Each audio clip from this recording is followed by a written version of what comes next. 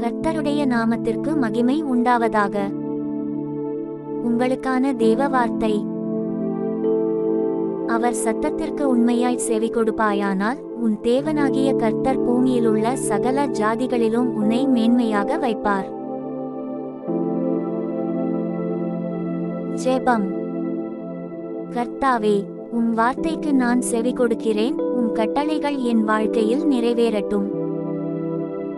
நீர் சொல்லும் வழியில் நடக்க என் மனதை தழுவி வழிகாட்டும்.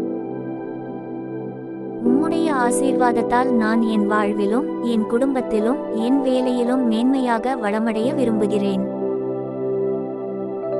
என் வாழ்வில் உம்முடைய பேரருளும் மகிமையும் திகழட்டும். இயேசுவின் நாமத்தில் ஜெபிக்கிறோம் எங்கள் நல்ல பிதாவே. ஆமென்.